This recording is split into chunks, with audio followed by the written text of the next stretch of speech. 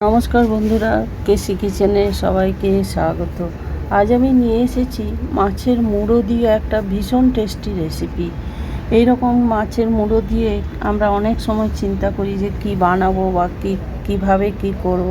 কিন্তু এইভাবে আমার মতো যদি বানিয়ে দাও তো খেতে সবাই খেয়ে নেবে। এরকমভাবে যদি মাছের মুড়োটা বানিয়ে দাও, চলো দেখে নিয়ে আমি কিভাবে বানাচ্ছি। দেখো, আমি দুটো মাছের মুড়ো একটাই, সেটাকে দু টুকরো করে নিয়েছি, করে নুন হলুদ মাখিয়ে নিলাম। মাছটা আমার দেখতে একটুখানি ক্যামেরায় সাদা সাদা লাগছে, কিন্তু মাছটা ভীষণ টাটকা বা তাজা, ক্যামেরার জন্য একটুখানি সাদা লাগছে। দেখো, নুন হলুদ বেশ ভালো করে এটাকে মাখিয়ে নিলাম। এটা কিন্তু নুন হলুদ মাখিয়ে নেবার পরে দেখো, এদিকে আমি টুকরো করে মাছটাকে রেখে দিলাম। এদিকে আমি আলু দুটো লম্বা করে কেটে নিয়েছি, পেঁয়াজ একটা বড় সাইজের, আর দুটো টমেটো, এগুলোও লম্বা করে বা ছোট ছোট করে কেটে নিয়েছি। এইদিকে একটা কড়াই চড়িয়ে নিলাম, তার মধ্যে কড়াইটা গরম হয়ে যাওয়ার পর সর্ষের তেল বেশ কিছুটা দিয়ে দিলাম। মাছের মুড়োগুলো দেখো, মাছটা খুবই বড় মাছ ছিল, কাতলা মাছ, সেই জন্য মাছগুলো একটু ভেঙে নিলাম দু টুকরো করে, তাহলে কিন্তু মাছটা খুব সুন্দর করে ভাজা হয়ে যাবে মুড়োটা। দেখো, মাছটা ভালো করে তেলের মধ্যে দিয়ে দিলাম, উল্টে পাল্টে একটুখানি হালকা ঢাকা দিয়ে দিয়ে ভেজে নিলাম। যেহেতু মাছের মুড়ো একটু তেল ছিটিয়ে যায় চোখগুলোর জন্য, তেলের মধ্যে নুন দিয়েছি, নুনটা আমার দেখানো হয়নি, তবুও কিন্তু মাছের মুড়ো ভাজলে একটু ফুটে যায়, সেই জন্য হালকা আমি ঢাকা দিয়ে দিয়েছিলাম। তারপরে দেখো, মাছগুলো ভাজা হয়ে গেল, মুড়োগুলো উঠিয়ে নিলাম। তোমরা তো মাছের মুড়োর অনেকে তরকারি বা ঝাল নানা রকম বানিয়ে থাকো, শুধু মাছের মুড়ো দিয়ে এইভাবে রেসিপি করে দেখো, খেতে খুব ভালো লাগবে। তারপরে দেখো, মুড়োগুলো ভেজে তুলে নিলাম। ওর মধ্যে আরও হাফ চামচের মতো তেল দিয়ে গোটা জিরে ফোড়ন দিলাম, দুটো তেজপাতা আর গোটা গরম মশলা, এলাচ আর দারচিনি দিয়েছি, এলাচগুলোকে থেতো করে দিয়ে দিলাম। দিয়ে দেওয়ার পরে তেলের মধ্যে বেশ কিছুক্ষণ ভালো করে ভেজে নিলাম। তেলের থেকে যখন একটা মিষ্টি গন্ধ বের হবে, তখন ওইদিকে যে পেঁয়াজগুলো কেটে রেখেছি সেই পেঁয়াজগুলো দিয়ে দিলাম। এর সাথে আমি টমেটোটাও দিয়ে দিলাম। পেঁয়াজটা কয়েক সেকেন্ডের জন্য নাড়ি চাড়িয়ে নিলাম, তারপরে টমেটোটাও দিয়ে দিলাম। টমেটো আর পেঁয়াজটা খুব ভালো করে কিন্তু একসাথে ভেজে নিলে দুটো নরম হয়ে যাবে আর ভাজাটাও ভালো হয়ে যাবে।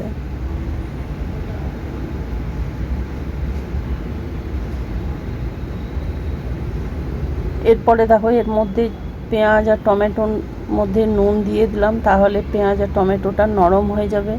পরিমাণ মতো নুন দিয়ে দিলাম, আর 1 চামচের মতো হলুদ দিয়ে দিলাম।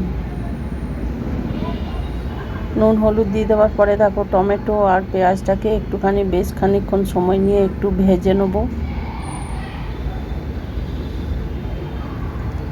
আর মাঝে মাঝে তাহলে ঢাকা দিয়ে দিলে কি হবে, পেঁয়াজ আর টমেটোটাও নরম হয়ে যাবে। দেখো, ঢাকা দিয়ে দিলাম, ঢাকা খুলে একদম লো ফ্লেম করে ঢাকা দিয়েছিলাম।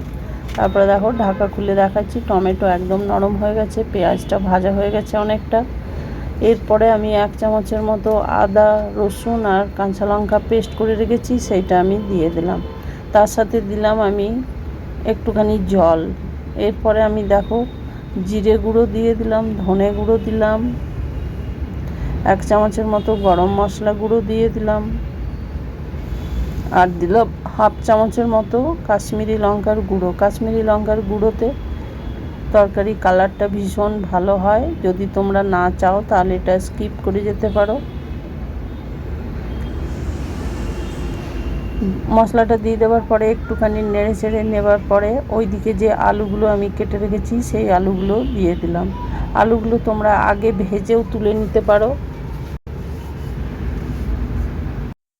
প্রথমে আলুগুলো ভেজে তুলে নিতে পারো, তারপরে মাছটা ভাজতে পারো, কিন্তু আমি যেহেতু একসাথেই করে নিচ্ছি, দেখো হালকা জল দিয়ে দিয়ে আলুটাকেও ভালো করে ঢাকা দিয়ে দিয়ে একবার করে ঢাকা দেবো আর খুলে খুলে কষিয়ে নেবো, তাহলে আলুটা অনেকটা সেদ্ধ হয়ে যাবে আর মশলাটাও ভীষণভাবে নরম হয়ে যাবে।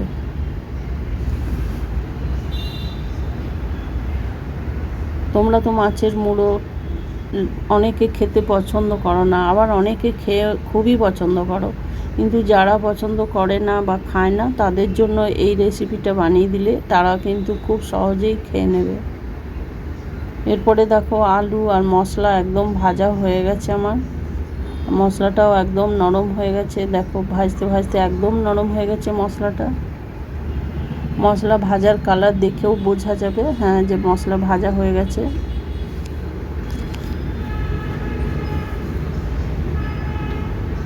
এরপরে এর মধ্যে আমি আলুটা পুরো কষানো হয়ে গেছে, কষানো হয়ে যাওয়ার পর এর মধ্যে আমি হালকা কুসুম গরম জল দিয়ে দিলাম।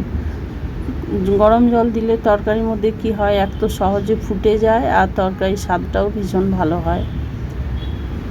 আমি এই তরকারিটা একটুখানি বেশ হালকা গ্রেভি করব, সেই আন্দাজ করেই আমি জলটা দিয়েছি। তোমরা যদি ঝোল করতে চাও তাহলে তোমরা আরও জলটা বাড়িয়ে নিতে পারো।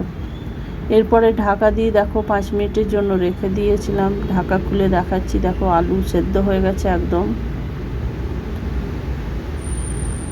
এরপরে ওইদিকে যে মাছগুলো আমি ভেজে রেখেছি, মাছের মুড়োটা, সেইগুলো আমি দিয়ে দিলাম ঝোলটার মধ্যে। দিয়ে দেওয়ার পর এটাও আমি 2-3 মিনিটের জন্য ফুটিয়ে নেব। তাহলে মাছের যে মুড়োগুলো তার মধ্যে সমস্ত ঝোল বা রসটা ঢুকে যাবে। আর খেতে এইভাবে বানালে মাছের মুড়ো খেতে যে কি ভালো লাগে, না বানিয়ে খেলে কিন্তু বুঝতে পারবে না। এরপরে দেখো আমি ঢাকা না দিয়েই কিছুক্ষণ ফুটিয়ে নিলাম 2-3 মিনিটের জন্য। তারপরে দেখো একটা আলু তুলে দেখাচ্ছি, আলুটা একদম সম্পূর্ণ সেদ্ধ হয়ে গেছে। একটা দুটো আলু আমি এর মধ্যে এইভাবে কেটে কেটে দেবো বা ঘাঁটা ঘাঁটা করে দেবো, তাহলে কিন্তু তরকারিটা খেতে খুবই ভালো লাগবে। এরপরে দেখো নামাবার ঠিক আগে আমি কিছুটা ধনেপাতা কেটে রেখেছি, ধনেপাতাটা এর মধ্যে দিয়ে দিলাম। ধনেপাতা দিলে কিন্তু যে কোনো তরকারির স্বাদ ভীষণভাবে বেড়ে যায়।